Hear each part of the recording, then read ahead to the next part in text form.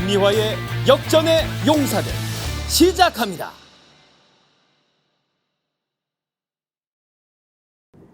스픽스를 사랑하시는 여러분, 해외 동포 여러분, 역전의 용사 김미화입니다. 반갑습니다. 근데 오늘 참 걱정스러운 소식이 있었죠. 예, 전북 부안에 있는 진동리 여러분, 얼마나 거기 주민 여러분들 놀라셨습니까? 뭐 쾅쾅 소리가 폭탄이 터지는 소리인 줄 알았다. 전쟁 난 줄 알았다. 살면 이렇게 땅이 많이 흔들리는 건 처음 본다. 그런 얘기들 하셨는데, 정말 깜짝 놀라셨겠어요. 그죠? 네, 서울에서까지 그 진동이 느껴졌다고 그러는데, 우리 노영희 변호사는. 저는 좀 몰랐어요? 둔해서 잘 못 느꼈는데. 둔했어요? 네, 근데 사실은 자기가 이렇게 발을 디딛고 서 있는 땅이 흔들리면 깜짝 놀랐을 것 같고. 그러게요. 네, 좀 네. 피해가 모자라 없어요. 지금 보세요. 저 정도로 흔들린 거거든요. 근데 제가 예전에 시사 프로그램 할 때 그 지진 연구하시는 분하고 이 얘기를 나눠보니까, 김종대 의원님, 그 우리나라 지진판이 일본하고 같은 지진판이라는 거예요. 그래서 우리가 안심할 수 없다, 우리도. 그러니까 우리는 일본하고 달리 내진 설계라든지 이런 거에 대해서 우리는 그렇게 철저한 대비가 안 돼 있잖아요. 그렇습니다. 네, 그래서 참 걱정입니다. 근데 지진이 4.8이었다 그러는데 저렇게 세게 흔들리나요? 아니, 열 몇 번째로 심한 진동이랬잖아요. 4.8 규모 지진. 우리나라에서 일어난 지진치고는 거의 최고 수준이죠. 그래요. 예. 일본에야 7, 또 얼마 전에 대만 지진 사태로 TSMC 반도체 공장이 스톱해버리지 않았습니까?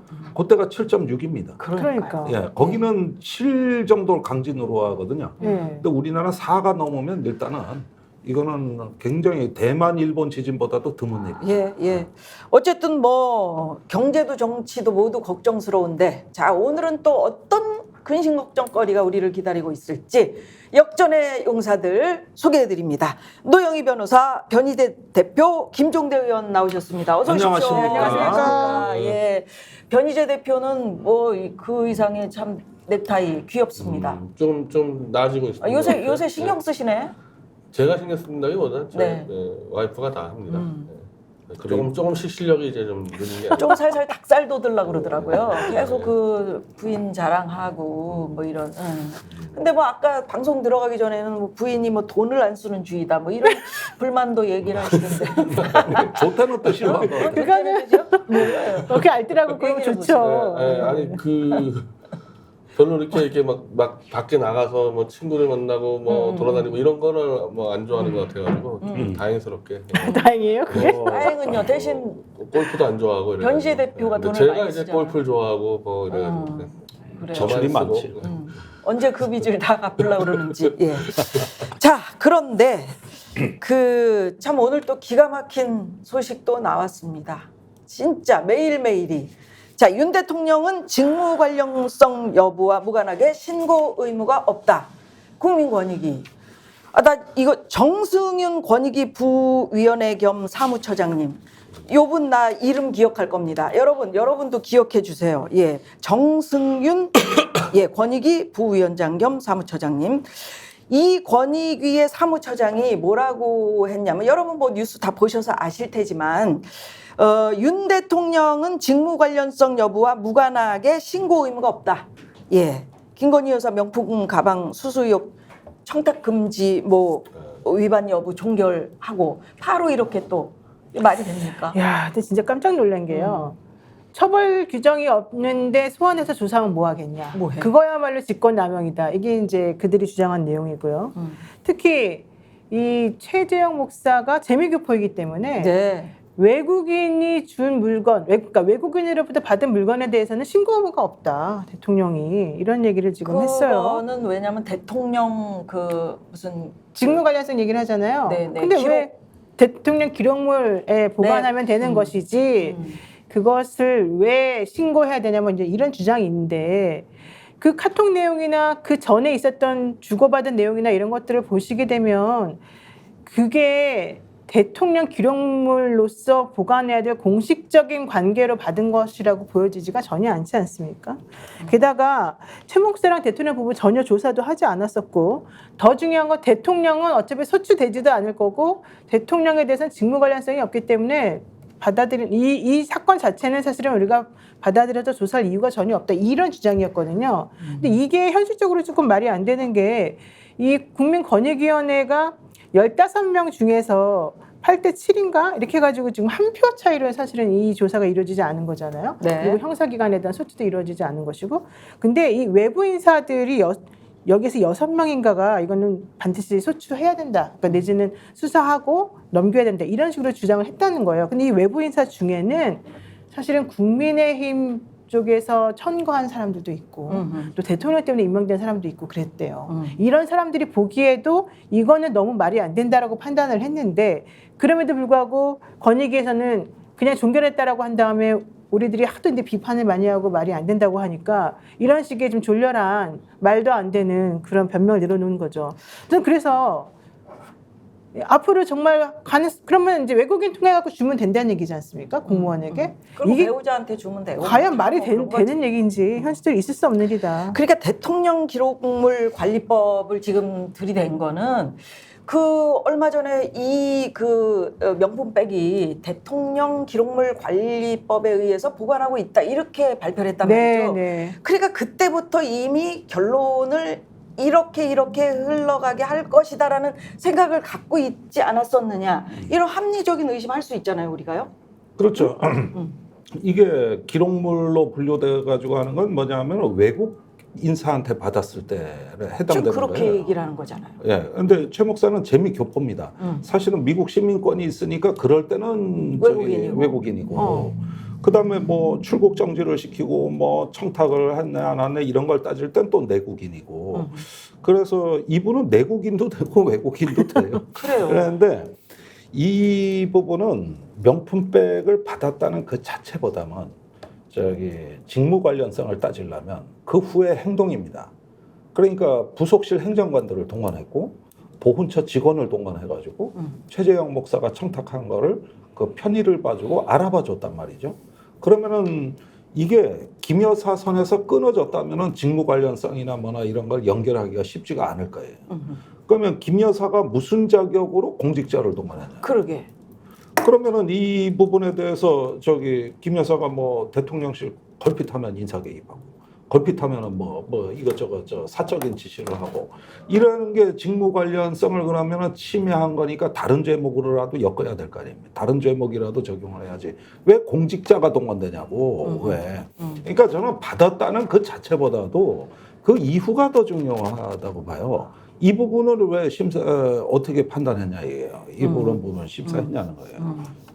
이현주 의원이 오늘 법치는 권력을 제한하기 위한 것인데 윤석열 대통령은 국민의 저항으로부터 본인을 지키는데 법치를 사용하고 있다.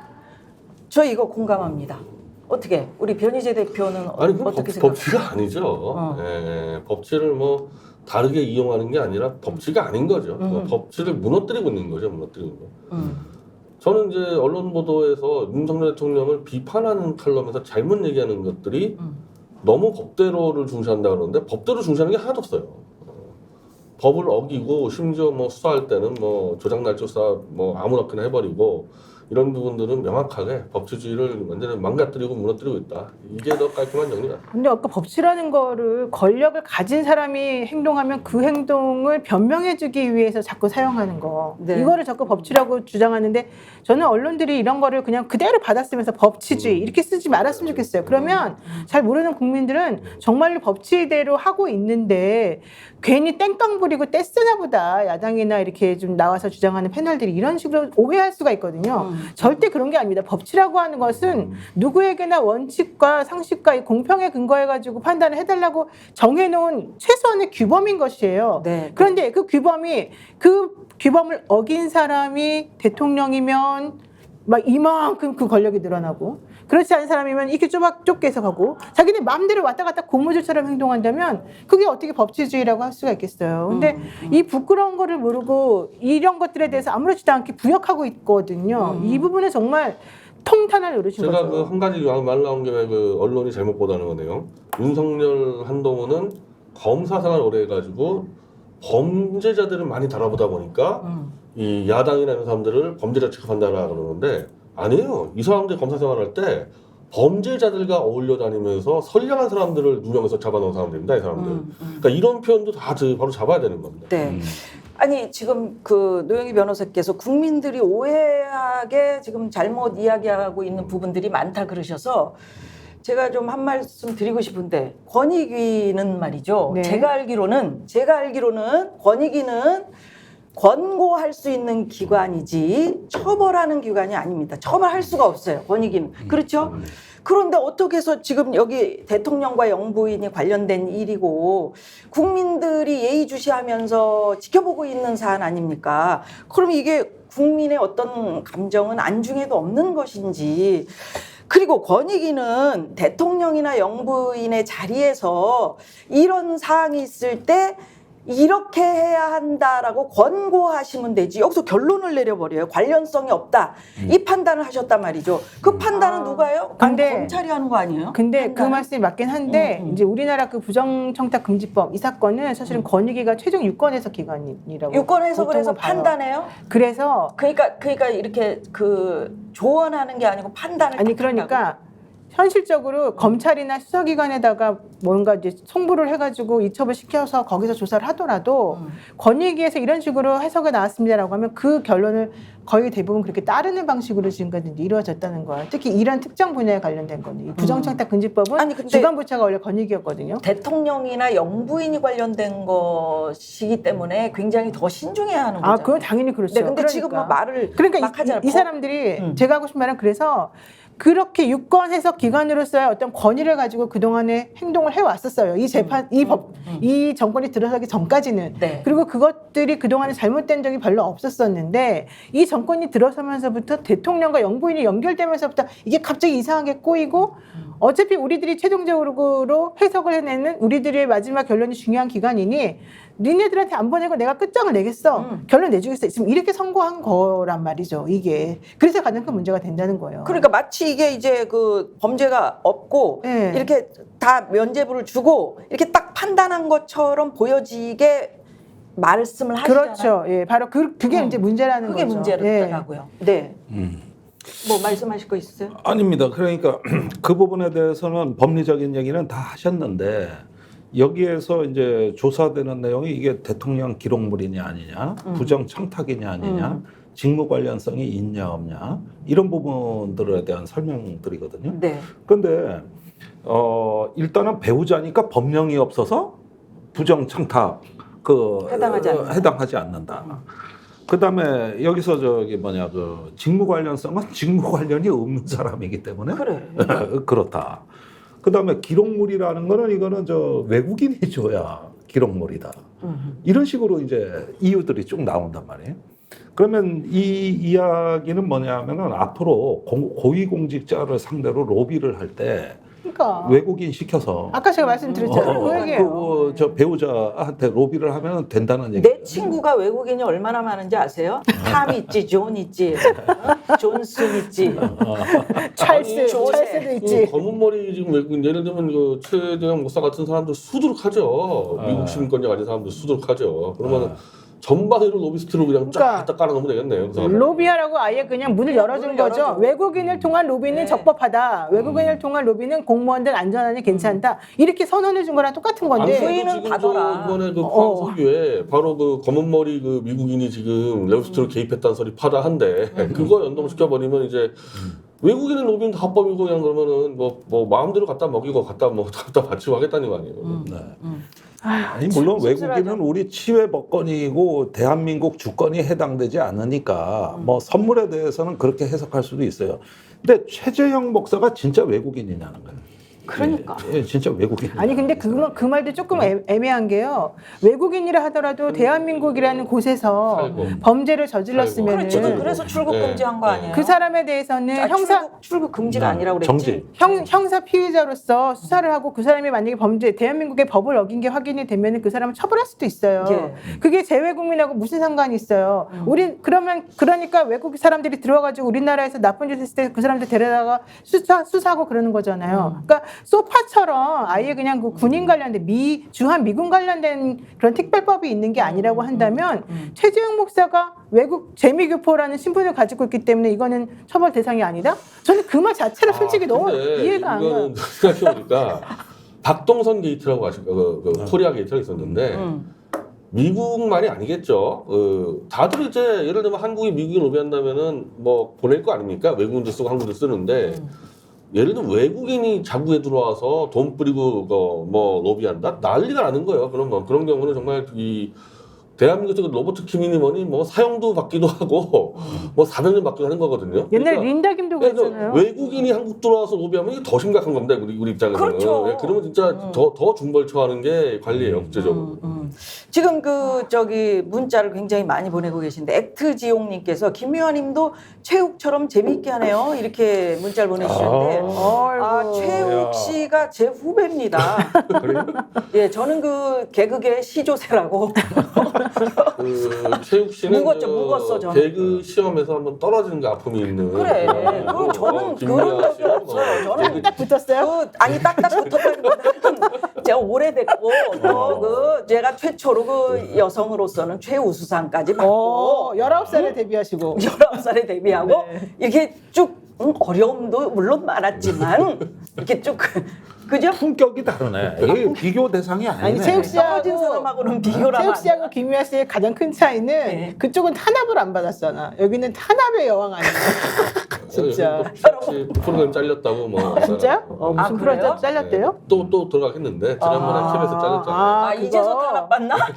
그 정도 탄압은 받아보시오. 탄압도 아니야. 근데 탄압도 아니야. 김미아 씨는 공채보다 더 먼저 들어가시는. 제가 그 MBC에서도 좀 아니 갑자기 왜 저한테는 MBC에서도 좀 활동했고 공채보다 더 앞서서. 근데 제가 어쨌든 KBS는 칭찬이에요. 요즘은 칭찬이에요. 고맙습니다. 예. 역시 최고입니다. 예. 제가 KBS는 2기, 아 이게요. 1기는 누구냐고 물어봐요. 일기가 누구야? 심영래 씨. 아 시조새들이.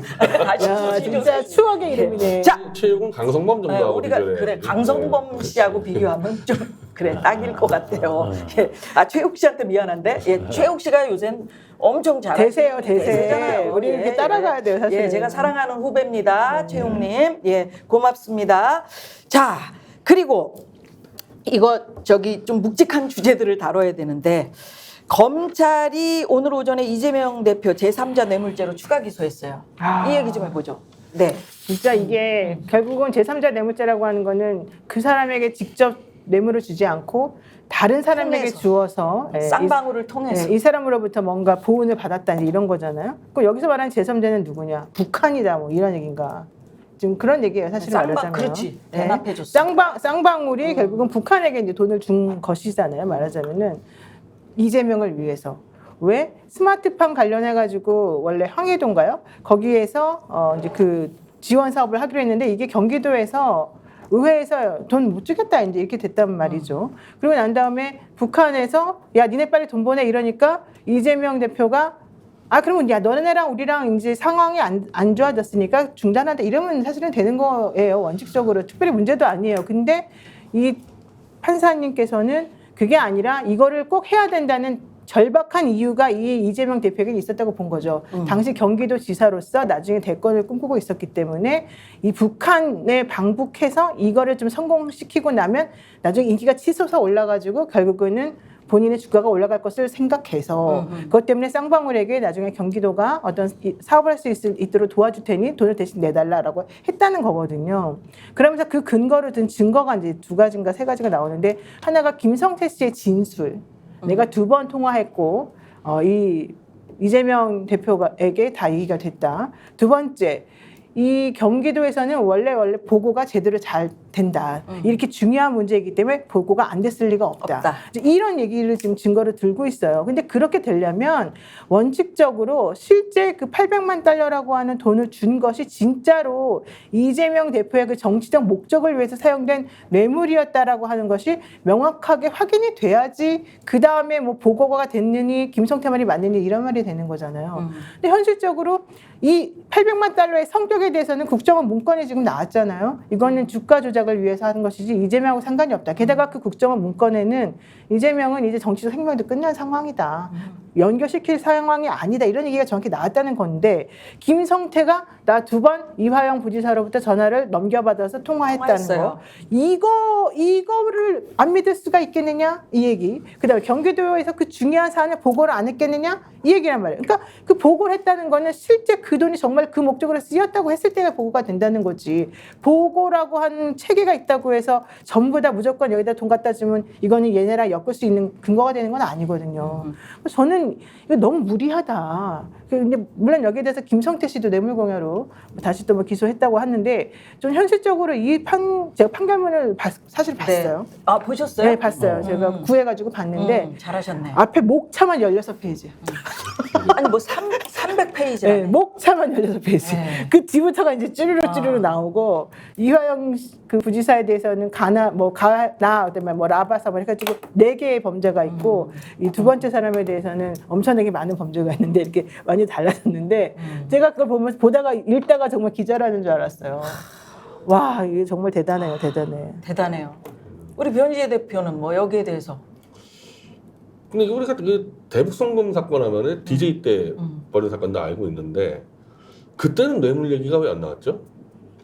아니에요. 그때 그 박지원 전 장관이 그 DJ 때 대북에 돈 보낸 거 가지고 사실은 그때 아니 제 말은 그게 싫었죠. 이 대북송금 특검에 대해서 결국 처벌받은 거는 살았었나요? 네, 살았어요. 그 산업은행의 돈을 현대아산에 줘가지고 그게 현대아산이 돈을 주게 된 건데 그때는 사실관계에 대해서 논의가 하나도 없었어요. 그거는 김대중 총리 내가 총책임직을 했었고 뭐 국유에서 했었고 이렇게 해가지고 나중에 처벌받는 거는 직권남용으로 처벌받았지 북한에 들어간 돈은 뇌물 얘기가 하나도 안 나왔는데 왜 그러냐면은 현대아산이 4억 5천 불을 주는 대가로 북한의 7대 사업권을 가져왔어요. 그래서 그 종이 쪽지 아직도 갖고 있습니다. 김정일이 그 사인은요 현대아산이 아직도 들고 있고 아직도 이거 가지고 자기들 거라고 주장하고 있단 말이에요.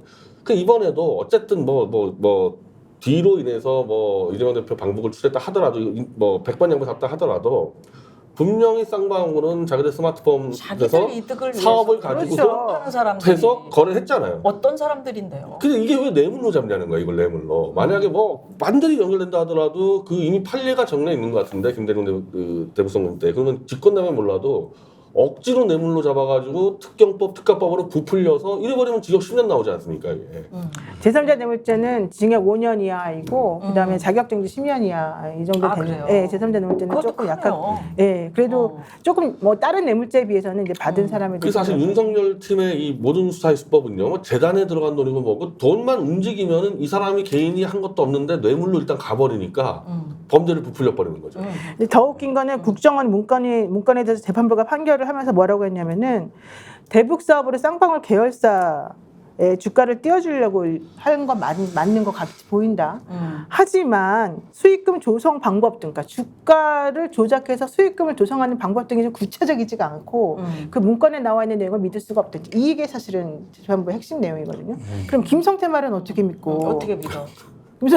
국정원 문건은 안 믿고. 그러니까 오염된 증거를 가지고 게다가 에서 그런 얘기를 하잖아요. 김성태는 일관되게 주장했다고 진술을 했다고 그래요. 재판에 와가지고. 근데 김성태 일관되게 진술하지 않았어요. 그 사람이 태국에서 들어오기 전까지의 주장은 전혀 무관하다는 얘기였었고 그랬지. 들어온 다음에서야 여러 가지 정황성 우리가 보기에는 좀 뭔가 검찰과 내고를 통해서 갑자기 말이 바뀐 것으로 지금 얘기가 되고 있지 않습니까? 그러니까 재판부가 증거를 취사 선택할 때 본인이 가지고 있는 어떠한 관을 가지고 그 관에 맞는 증거들만 쭉쭉 뽑아가지고 이러한 A라고 하는 것에 대해서는 이러한 증거들이 쭈르륵 있습니다. 이렇게 말해버리면 또 그게 사실이 돼버리는 거예요. 이게 가장 큰 문제라는 거죠. 예, 예. 김종대 의원께서 좀 조용하게 계신데. 네. 아니 뭐 워낙 법에 밝으시니까 내가 좀 배우는 입장인데 이게 남북 관계에서 이제 주로 이런 일이 지금 생기면서 두 가지 효과를 불러일으키고 있습니다. 갑자기 헌법 83조가 지금 방방 뜨고 있습니다. 뭐예요? 한동훈 위원장의 그래. SNS에 그러니까 이걸 겨냥한 거예요. 나는 사실 총선 끝나고도 지금은 대통령이 밀리는 것 같지만은 어디 판결이 슬슬 나오면 태도가 표변할 것이라고 계속 주장을 해왔는데 그러니까 한 건이 나온 거예요. 당선인 전에 있었던 그 범죄 사항에 대해서 그걸 가지고 판단하는 거야. 대통령. 그렇죠. 그러니까 무슨 얘기냐? 그 이재명이 대표가 대통령이 돼도 여기에서 재판에서 집행유예 이상의 판결이 나오면은 공무무 피선거권을 이거는 제한받기 때문에 네. 대통령에 취임할 수 없고 다시 보궐선거 재선거 해야 된다는 얘기예요. 그러니까 아직 그 있지도 않은 대통령 선거 2027년 선거에 뭐 후보가 누가 될지 뭐 누가 당선이 될지 아직 뭐 먼 미래의 얘기 아닙니까, 솔직히? 아니 그런데, 그러니까 그렇게 얘기하는 게 오히려 네. 역으로 얘기하면 네. 아니 조국 혁신당에서 한동훈 특검법 발의한다고 하는데 네. 그럼 그렇게 가지고 자기에게 범죄가 있다라고 또 판단이 내려질 수도 있는 거 아니에요? 아니, 그러니까 그러면 자기한테 역으로 자기한테도 속하는 얘기란 말이야. 아니 근데 본인은 대통령 나간다 소리는 아직은 안 했으니까. 아니, 그 어, 얘기를 그러면은 하니까 요 부분이 이제 하나로 해가지고 이게 이제 그 동안에 선거 이후에 움츠렸던데 은맥 기주거 했다가 이제 은맥 기사로로 요거를 반전시키는 촉발 하나의 트리거로서 활용하고 그 분위기를 국민의힘 전당대회 때 써먹겠다는. 아니 근데 요게 이제 보인다는 거. 그 말에 대해서 나경원 의원이 네. 한동훈 말은 틀렸다고 얘기했어요. 뭐라고요? 기사에 나왔어요. 그러니까 지금 거기서 가장 지금 말씀하시는 거의 핵심 요지는 대통령은 불소추 특권이 있다 이제 이 얘기거든요. 형사 재판을 그러니까 기소를 당하지 않고 내란죄나 이런 거 아닌 이상은 그러니까 이런 일반적인 재판을 받게 되면은 그러니까 두 가지 이제가 있는데 아예 기소도 되지 않는다. 또 하나의 관점은 기소가 이미 돼서 재판 진행 중이던 것도 사실은 중단되거나 이제 그 사람은 대통령 직무할 당시까지는 그냥 그대로 유지된다. 이제 이런 의견이 있고 다른 헌법학자들 같은 경우에는 아니다. 그런 거는 기소가 되지 않는다는 얘기만 되어 있지 거기에 재판을 받는 것이 중단된다는 말은 없으니까 그거는 그냥 그만둔다는 말은 없고 그러니까 한동훈 비대위원장은 그러면은 이재명 대표가 만약에 대통령이 된다면 이미 자신이 가지고 있던 혹은 자신이 받고 있던 재판 때문에 들어가야 되냐 말아야 되냐 이게 지금 문제다. 그 얘기를 지금 한 거였어요. 그러니까 나경원 의원은 그 취지를 살려보면 그런 얘기가 될 수가 없는 얘기다. 이런 식으로 오히려 반박을 하긴 해줬어요. 그래서 그 부분은 사실은 나중을 두고 지금 말씀하신 것과 같이 일부러 다른 포석을 깔아놓고 지금 하는 건 맞는 말이죠. 근데 그렇다 하더라도 지금 현실적으로 여기에서 지금 적용되지도 않을 뿐더러 이런 식으로 기소를 해버리게 되면 그 누구도 사실은 여기서 헤어나올 수가 없는 거예요. 만약에 누군가가 대선 후보로서 뭔가 좀 유력하다 싶으면 검찰 권력을 이용해가지고 그냥 마구 잡으면 무조건 다 기소부터 하고 재판부터 시켜놓는 거야. 뭐든지. 그래놓고 그 사람이 대통령이 되고 나면 야, 너 지금 재판받고 있으니까 이게 안 되니까 너는 안 돼. X야. 판결이 아직 아무것도 안 나와도. 이렇게 하겠다는 것밖에 안 되는 거거든요.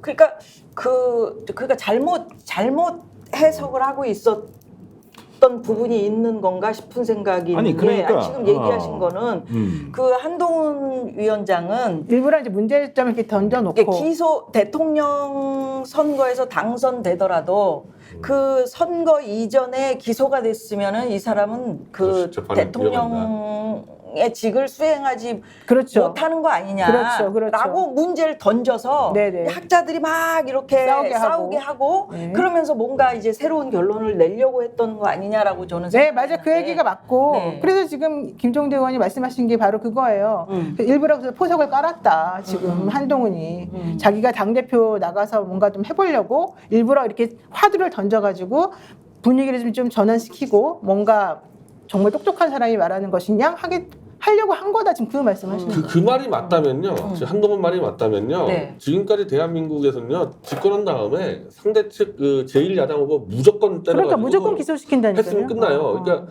지금까지 근데 한 번도 집권한 쪽에서 상대 측 제1야당 후보를 때려잡은 적이 없어요. 김대중이든 이해찬이든 오히려 봐줬지. 그래서 계속 선거에 나가지 않았습니까, 그 사람들은. 그렇죠. 이해찬도 2번 나갔고 문재인도 2번 나갔고 이걸 깨버린 게 윤석열인 겁니다. 자기 경쟁자인 제1야당 대표를 지금 4개라 그러는데 뭐 실제로 9개 재판에 걸어놓는 그런 경우가 있어요. 그러니까 넌 이제 못 나간다? 아니 그러면 무조건 기소하면 되는 거죠. 그러면. 그렇죠. 그러니까 이 부분이 이제 그 한동훈식 전당대회 전략이고 또 그걸 통해 가지고 2조 심판론 시즌 2가 또 등장한 거거든요. 아하. 근데 이게 당대표 출마 선언에도 들어갈 겁니다. 제가 보기엔 그래요? 야, 거의 뭐 99%라고 봐요. 이 기조로 이제 치고 나가면서 늦어도 다음 달이나 그 후보 등록 직전에 그 저기 출마 선언이 있을 거라고 지금 나온다고 했죠? 예, 되고 있는 거거든요. 근데 이게 왜 우리의 이런 자중 질환이 심각하냐 하면은 이런 것들이 다 정보가 축적되는 당사자는 북한이라고. 무슨 얘기냐? 과거의 냉전 시대, 우리 박정희 대통령 때부터 지금에 이르기까지 한쪽은 북풍을 일으키려고, 한쪽은 북풍을 막으려고 다 북한하고 로비를 해왔어요. 예. 어떨 때는 저기 국민들이 모르는 거래도 있었던 거고, 그래. 총풍 사건도 있었던 거고, 북풍 사건도 있었던 거고, 또 그런가 하면 그걸 막으려고 접촉을 하다 보면은 정보가 종합되는 당사자는 북한입니다. 모든 사건의 내막은 북한이 제일 잘하는 거예요. 이런 식으로 나가다가. 그러면 북한발 정계 개편이 없으리라는 보장이 있습니까? 우리가 항상 보면은 막판에 저기 옛날 선거에서 가장 민감한 시기에 그 터지는 그 사건들, 예컨대 황장명합 사건, 오익재 월북 사건, 네. 거기서 뭐 편지 하나가 나왔다, 뭐가 나왔다. 그게 그때 DJ 대통령 97년 선거에서 오익재 월북 사건이 8월에 터졌고, 네. 12월에 그 선거일 사흘 전을 시한으로 해서 안기부에서 김대중 대통령 후보 보고 안기부에 출동 명령서가 왔어요. 이건 제가 아는 비사예요. 네, 네. 그래서 권영해 안기부장하고 저기 국민회의에 임복진 의원이 단판을 졌는데 그때 김영삼 대통령이 마지막 결단을 내립니다. 그러니까 권영해 안기부장한테 전화가 오는데 오익재 사건은 대선 이후로 수사를 연기한다. 이렇게 된 거예요. 그때 그게 대선 사흘 앞두고 DJ가 안기부 출소하면은 선거는 없어지는 거예요. 끝나는 거지. 그런데 제가 이런 걸 몇 번을 겪었어요. 중요한 선거에서. 그러면은 이게 한국 사회에서 반복이 된다는 뜻은 모든 정보의 저기 그 당사자의 마지막 해결사는 북한이 된다는 얘기고 이게 뇌물죄라면은 뇌물을 받은 거는 북한 아닙니까? 네. 그럼 그러면은 어떻게? 가장 여기에 대한 진실을 제일 잘하는 사람이 누구겠습니까? 여기서 법률가 검사하고 변호사입니까? 북한이 제일 잘하는 거예요. 이게 뭐라고 진짜인지 얘기하면서 가짜인지. 줬는지. 다 지켜보고 그렇네. 있는 거예요, 이게. 그렇네. 예. 이게 네. 북한발 정계 개편 가능성이에요, 제가 보나. 이루어지진 않았으나 이게 한국 사회에서 지금까지 정치를 움직이는 하나의 그림자다, 커다란. 배후 논리였다는 얘기를 이런 식으로. 그러니까 북한을 국내 정치에 이런 식으로 끌어들이면 그 비용이 아주 값비싸져요. 그렇지. 예. 그렇죠. 예. 네. 그러니까 이거는 뭐 그렇죠. 아까 뭐 변희재 대표 얘기했습니다만은 이런 걸 뇌물죄로 하게 되면 북한이 피의자지 그럼 뭡니까 그게. 그럼 북한은 수혜자니까. 어디서 재판을 열어야 돼? 38선에서 열어야 되나?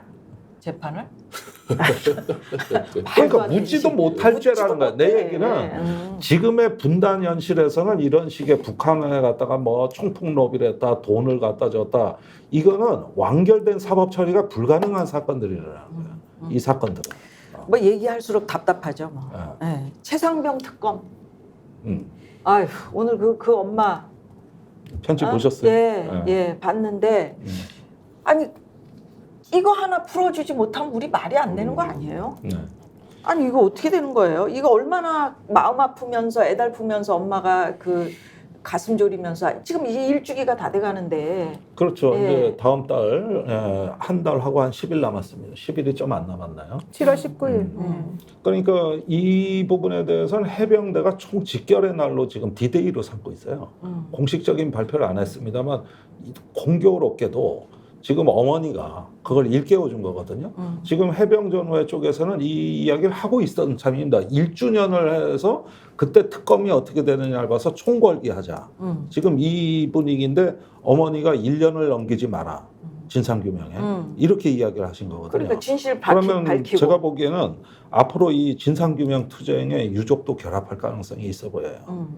이거는 판을 굉장히 심각하게 바꾸는 거고 여기에 오늘 국민의힘이 얼마나 놀랐던지 추경호 원내대표가 답장을 썼습니다. 아 그래요? 예. 뭐라고? 아니 실제로 이건 위협으로 느낀 거예요. 분위기가 심상치 않다고 보고 빨리 손을 쓰는 거죠. 아니 뭐 물론 뭐 그렇게 했어요. 뭐 저기 최선을 다해서 진실 규명하겠다. 뭐 하나만 한 말이죠. 두 번째 박정훈 대령에 대해서는 명예회복 시켜달라. 명예회복 시켜달라 그랬는데 거기에 대한 답변은 뭐냐면은 재판의 진행 상황을 봐서 대통령의 권한 내에서 할 수 있는 범위 내에서 검토해보겠다. 아니 그러니까 이 공소 유지를 취하겠다거나 뭐 없어 그냥 재판은 계속 가야 된다 이 얘기예요. 아니 이게 저도 예. 사실 뭐 방송을 잘해서 잘려본 적은 딱 한 번 있습니다. 시사 프로그램 할 때 네. 잘해서 잘렸었던 거거든요. 네. 아니 이 박정훈 해병대 수사단장 전 해병대 수사단장 수사 잘해서 잘린 군인이 어디가 있습니까? 네.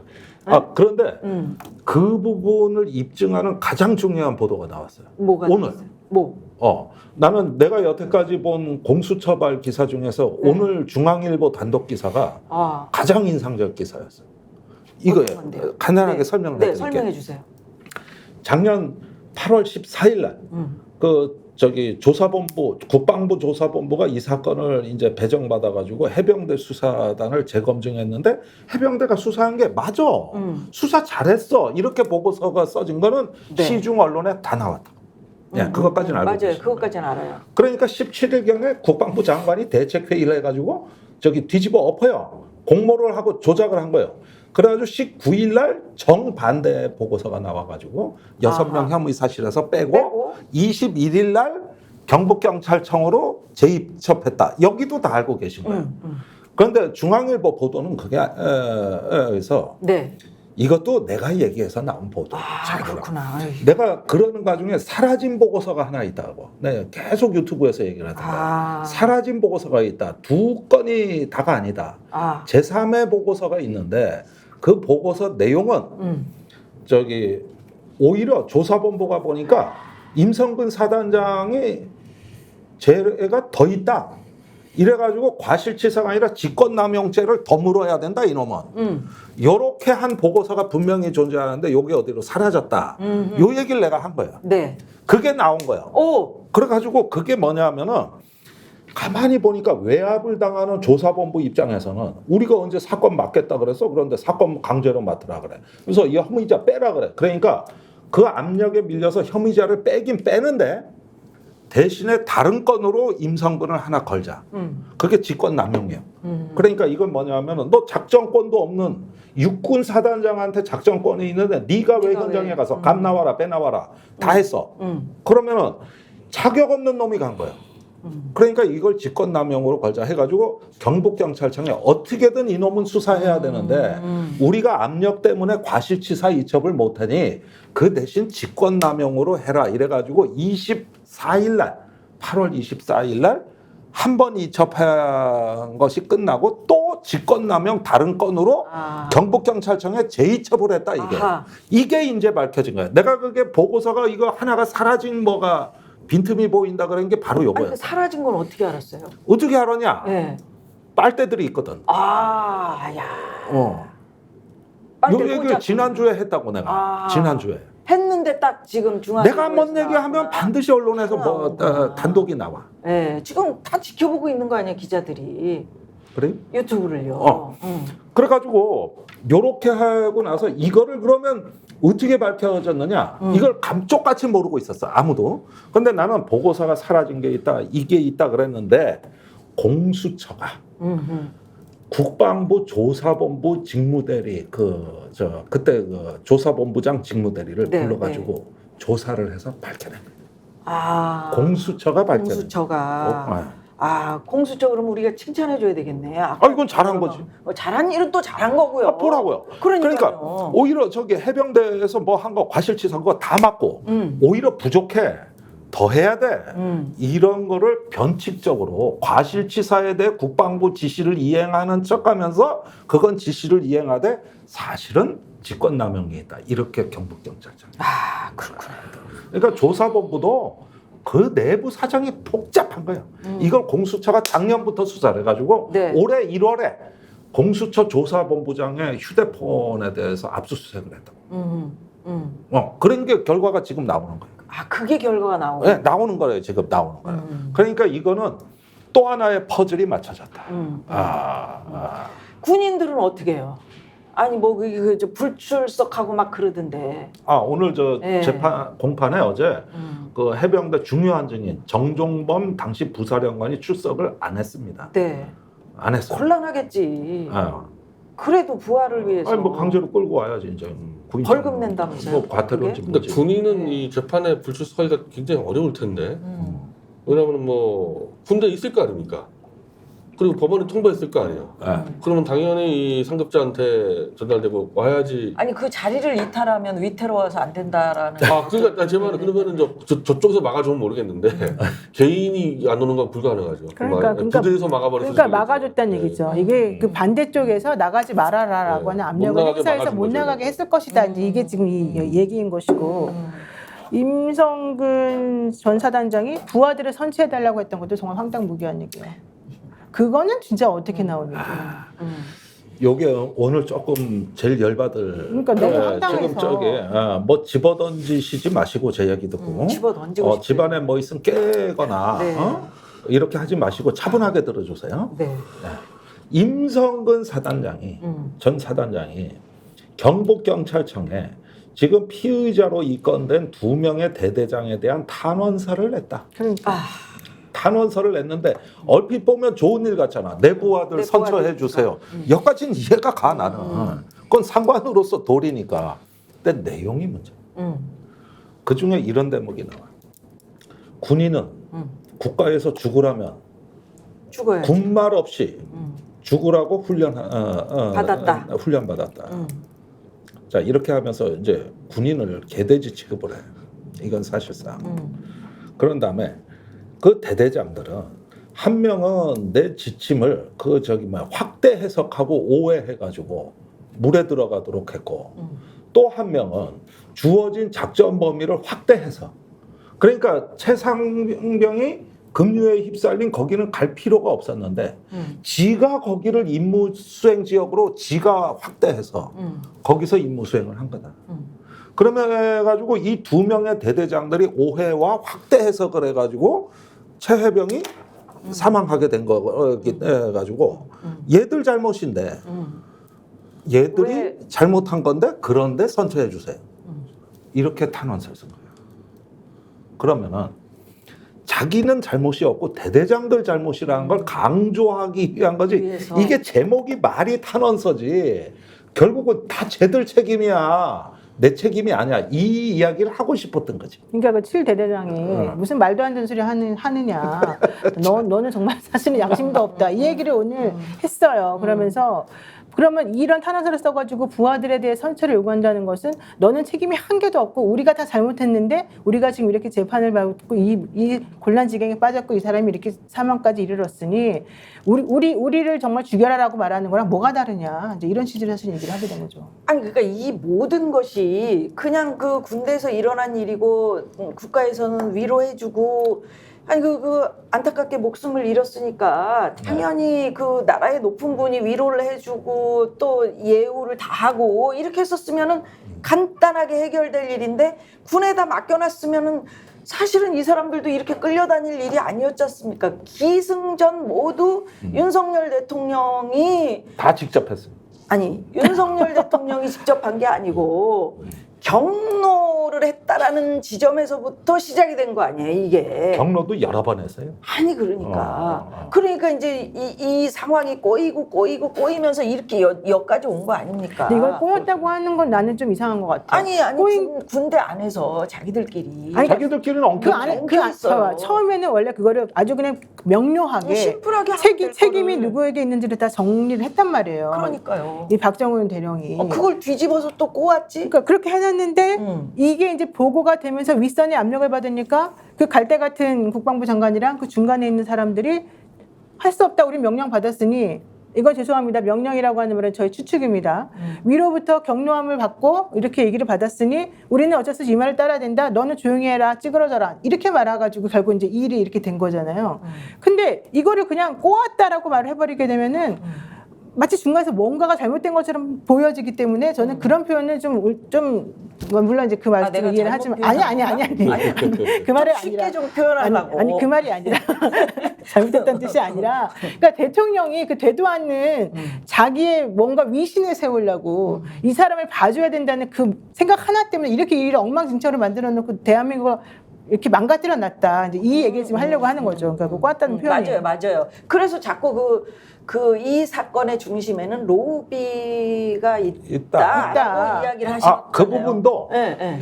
이제 이 기사가 나오나 안 나오나 봐요. 오늘 제가 또 오늘 띄우는 거예요. 그래요? 예. 좀 띄워주세요. 내가 뭐가 사라졌다 하면 나타나잖아. 그러면은 내가 알기로는 공수처에서 비공식 라인 로비한 거를 상당 부분 잡아냈다.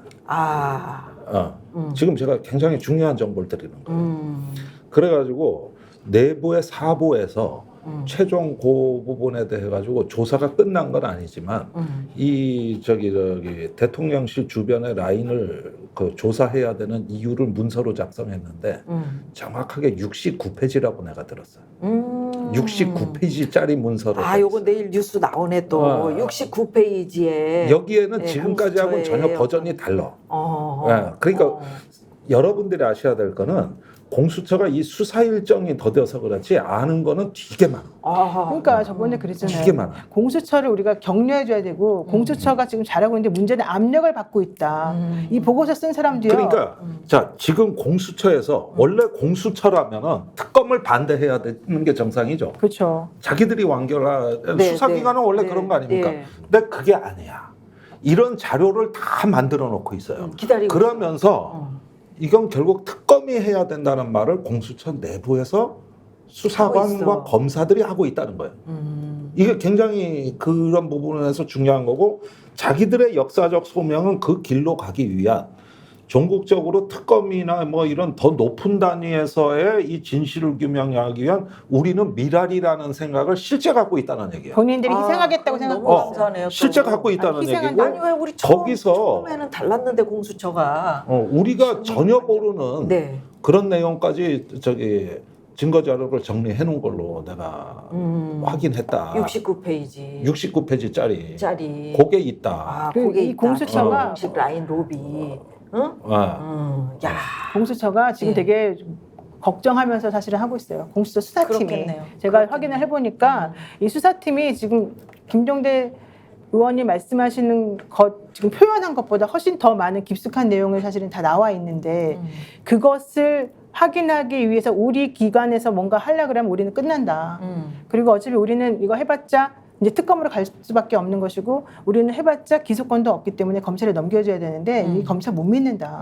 사실 이제 이 분위기가 지금 형성이 돼 있어서 우리는 기본 자료나 먼저 다 열심히 만들어가지고 이거를 특검이 만들어지면 거기 그대로 갖다 줘가지고 할 수 있게끔 하자. 그래야지 우리 부처의 존재 이유가 쓴다. 지금 그런 토대로 이 사건을 지금 보고 있다는 거예요. 근데 이제 민주당에서는 최상병 그 특검법을 이제 한다는 거죠.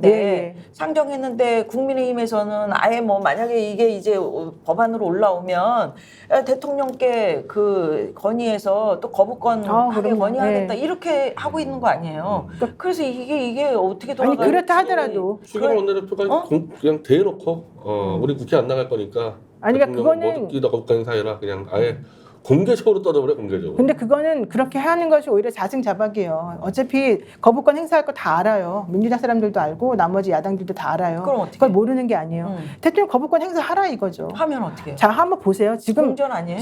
바로 그건데 국민의힘 의원들이 지금 아무것도 참여 안 하고 있잖아요. 파업하고 있잖아요. 이분들이 만약에 거부권 행사하고 나면 이제 제의를 해가지고 결과론적으로 다시 한번 투표를 해야 되잖아요. 네. 그럼 이 자리에 원래 안 나와야죠. 모든 것을 전부 다 또 투표할 보이콧하면. 때는 또 근데 나오지. 투표할 때 이제 나오겠지. 나오면서 이제 어떻게 되겠어요? 현실적으로 만약에 그게 안 되면 지금 192명이라고 하는 사람들이 있기 때문에 이제는 개혁신당도 여기 참여할 가능성이 높아져요. 그러니까 국민의힘은 안 들어올 수도 없고 들어올 수도 없는 이제 곤란한 지경에 빠지게 되는 거죠. 그러니까 원칙적으로 이제 그거는 그때 가서 일이고 지금 현재 공수처 상황은 그렇다. 그 얘기를 하는 거죠. 아니 국민의힘이든 뭐 국회의원들이 자기들 그 앞날만 지금 바라보고 있지 국민을 바라본다면 지금도 어떻게 이렇게 억울한 어떤 이 국군 장병의 어떤 죽음을 향해서 이렇게 뭐 대통령의 거부권을 행사하게 하겠다 건의하겠다 이런 얘기가 그냥 스스럼 없이 나와요. 그러니까 너무 뻔뻔하죠. 그러면서 네. 최수근 상병 어머님한테는 추경호 원내대표가 편지를 써요. 죄송합니다. 7월 19일까지 그것도 1주년 원론적인 말. 네, 1주년 되기 전에 저희들이 수사를 끝내겠습니다. 그러니까 얼마나 이게 겉다르고 속다르고 이렇게 행동하는 게 말이 안 된다는 거야. 그래서 역풍도 안 분다는 거예요. 이제는 민주당이 어떤 식으로 하든지 간에.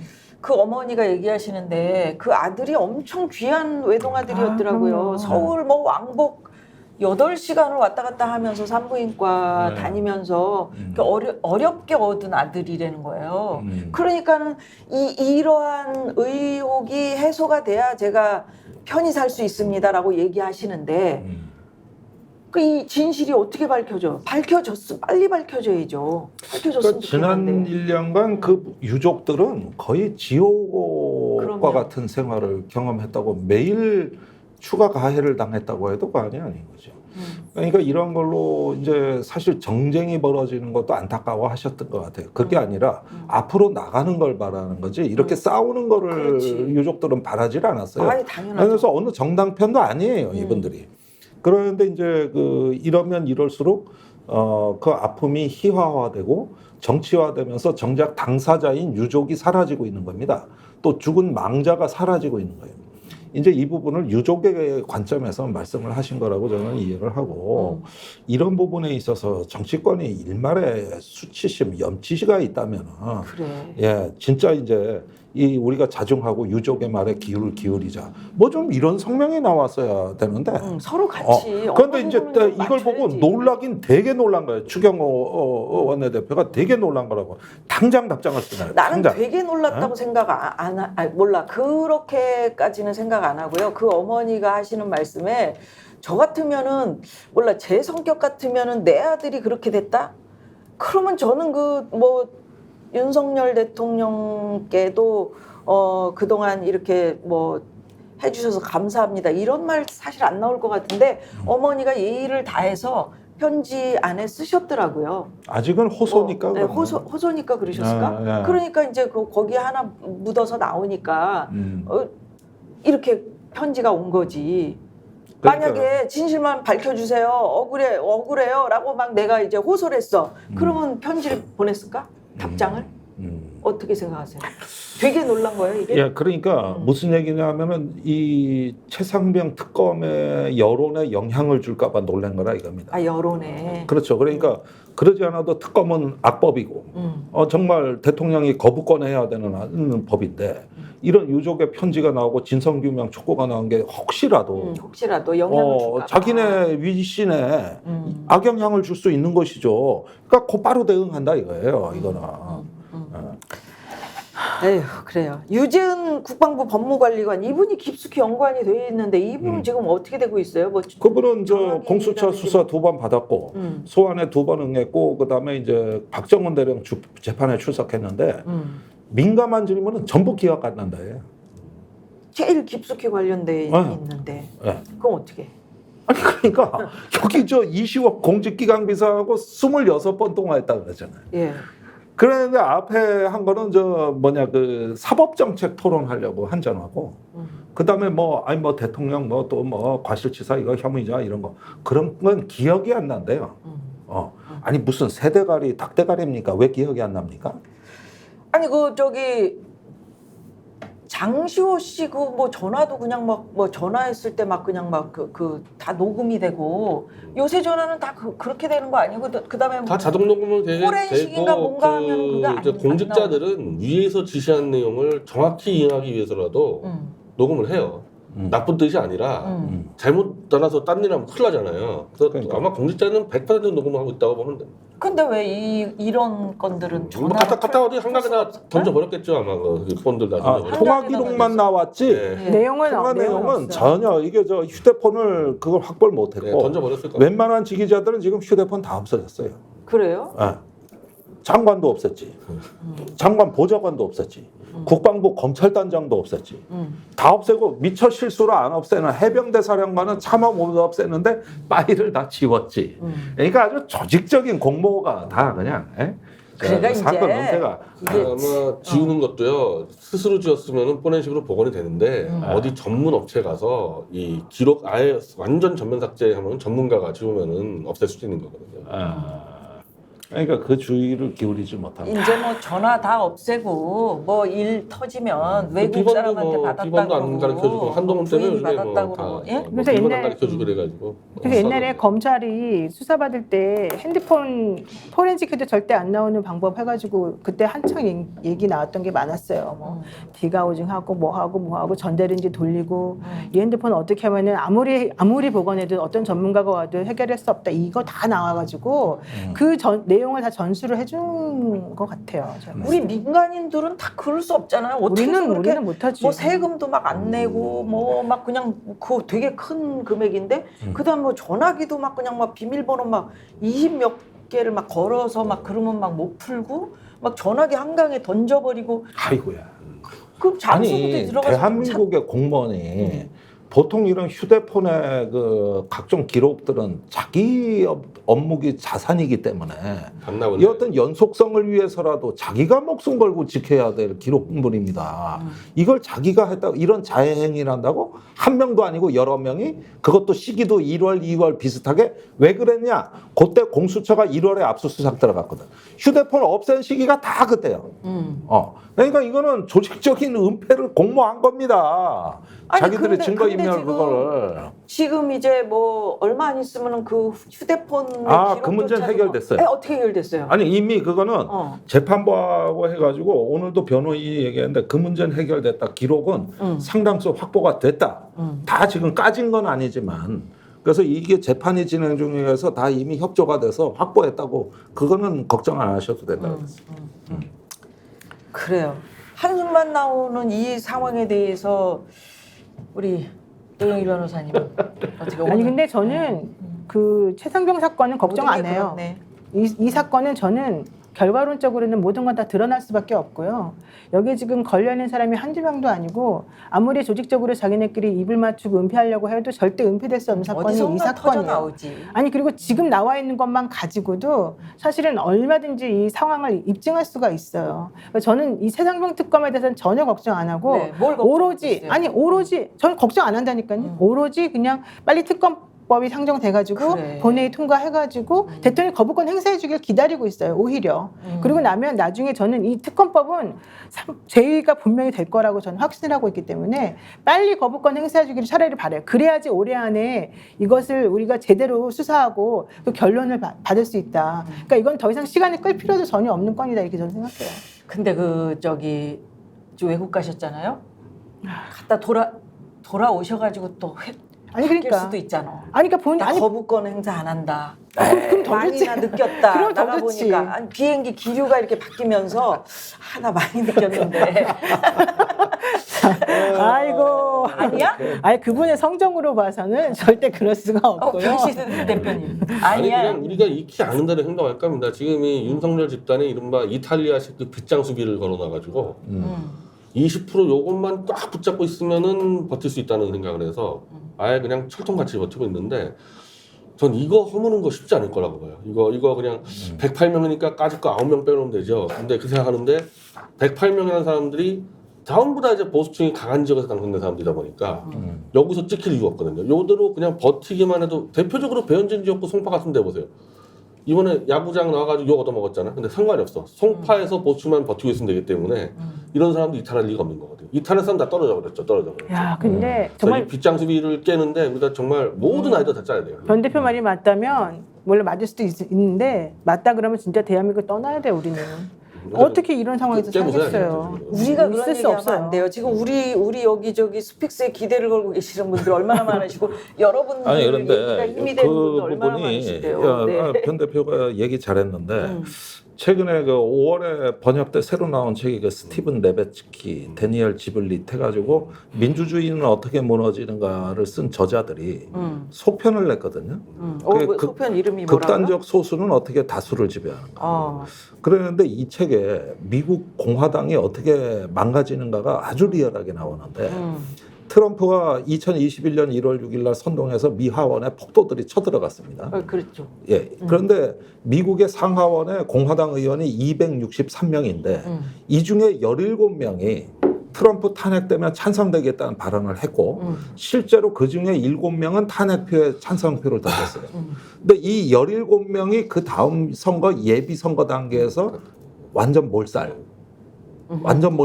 당하고 그래갖고 공화당이 이제 점점 극단화되면서 세 가지 잘못 폭력을 옹호한다, 선거 패배를 승복 안 한다, 극단주의자와 손잡는다라고 하는 세 가지가 공화당을 점령해버리는 악덕이 되는 겁니다. 이게 아주 리얼하게 나와요. 지금 우리 그 국민의힘 108명이 있다 그랬는데 변 대표 말대로 여기서 회색지대에 있는 사람들은 많아야 한 3 내지 5명 정도 지금 실명이 확인이 되는데 이 사람들을 철저히 고립화하고 다음 선거에서 큰 불이익을 줄 거를 끊임없이 협박을 하면서 나머지 인원을 끌고 가는 이 모양새가 2021년에 미국 공화당하고 똑같아.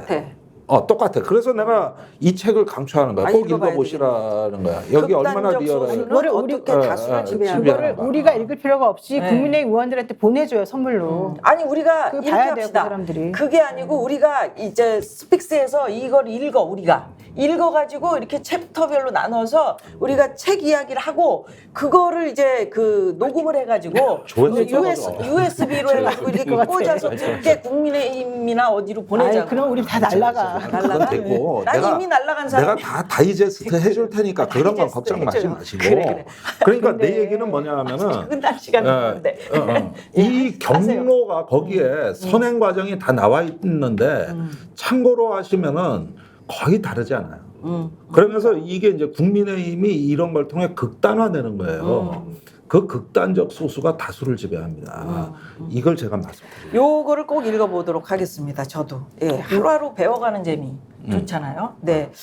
자, 오늘 역전의 용사들 지금 많은 분들이 또 들어오셔서 응원도 해주시고 같이 맞다 하고 아파도 해주시고 박수도 쳐주시고 그러셨는데 정말 고맙습니다. 저희 내일도 열심히 준비해서 여러분들 찾아뵙겠습니다. 자, 마지막은 용감하게 역전의 용사들!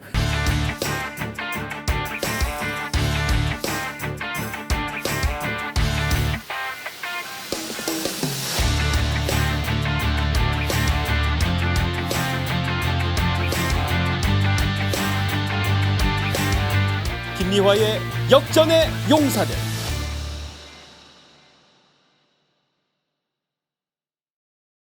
스픽스는 말하는 언론입니다.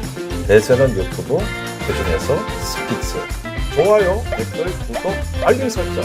여러분이 저희를 사랑해 주시고 우리가 여러분을 사랑하는 4가지 방법입니다.